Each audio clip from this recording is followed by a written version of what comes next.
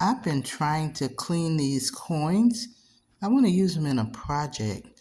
So I'm going to try a little experiment right now with this coin to see if I can clean all of that rust off of it. I'm going to take some baking soda and put a little bit of baking soda in there. I think that's enough. And some peroxide. I'm thinking it's going to work like vinegar. So let's just see. I'm going to pour a little bit of peroxide in there.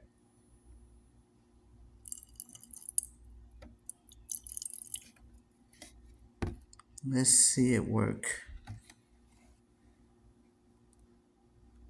I'm going to shake that around a little bit. Ah, look at that.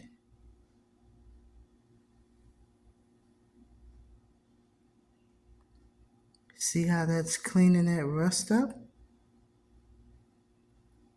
I didn't have any vinegar in the house, any white vinegar.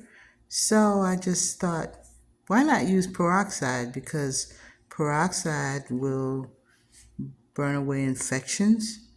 So I think the same theory would apply here. Look, you see that's getting cleaner? Look at that. Look at the baking soda and the peroxide working together. Cool. This is amazing.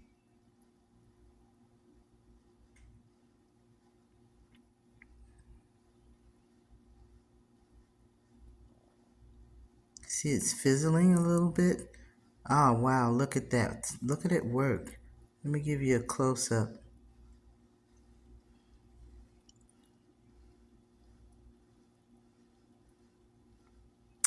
I'm going to let the peroxide and the baking soda do its work, and I'll come back and show you the finished product.